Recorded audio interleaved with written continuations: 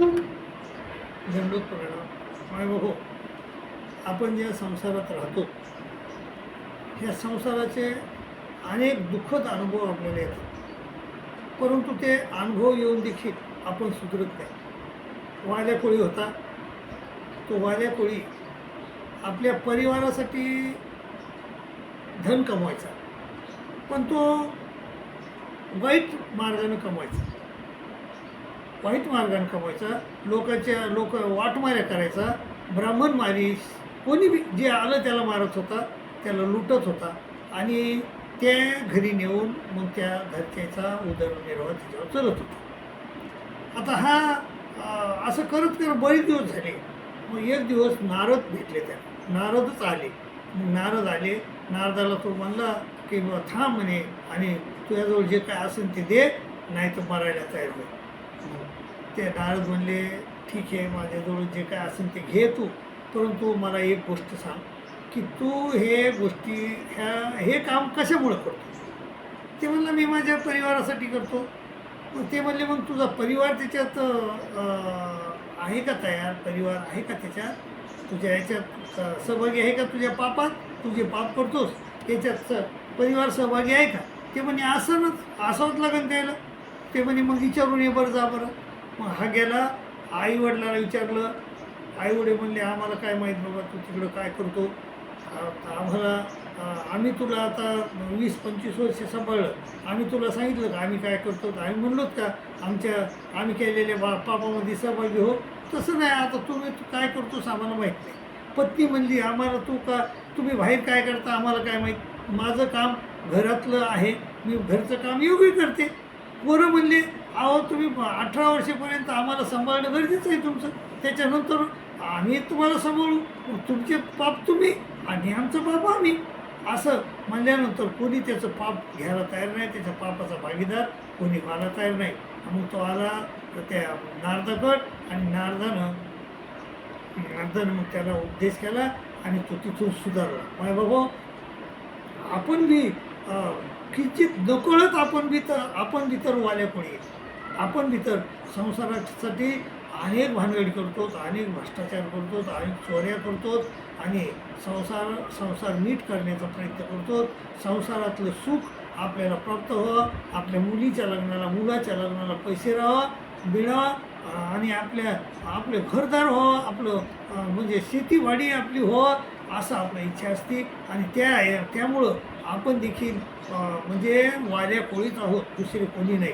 आणि असाच एका वाल्या कोळी होता, आणि त्या वाल्या कोळ्यावर सर्वज्ञ श्री चक्रधर स्वामी महाराजांनं एक दृष्टांत सांगितलेलं आहे.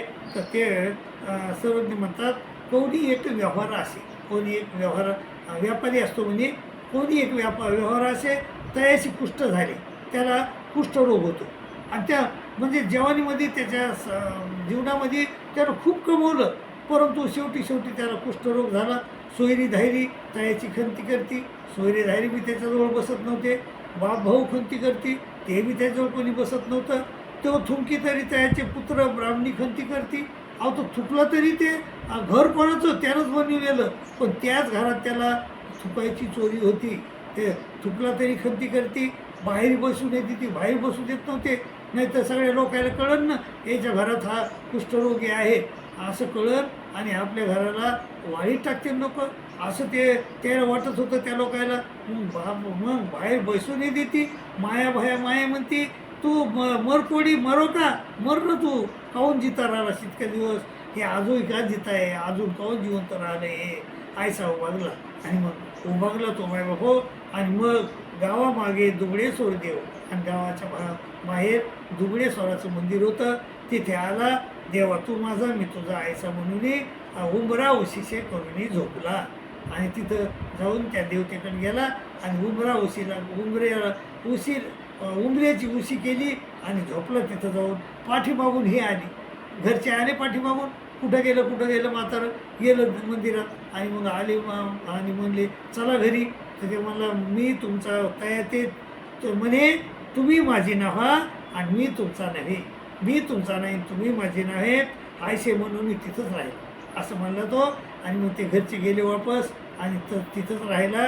मग कवडी एक खापरी भरून अन्न ठेव, मग कोणी गावातले लोक त्याच्यासाठी खापरी भरून अन्न ठेवत होते, कोणी पुराकारा भरून उदक ठेवी, कोणी उदक पाणी ठेवी, आणि हातापायाचे थापे झाले होते त्याच्या, म्हणजे चटबोटं झडून गेले होते त्या कुष्ठरोगानं. आणि सर्वज्ञ म्हणतात की ऐसे पाणी पे, असे अनुकार करून दाखवतात.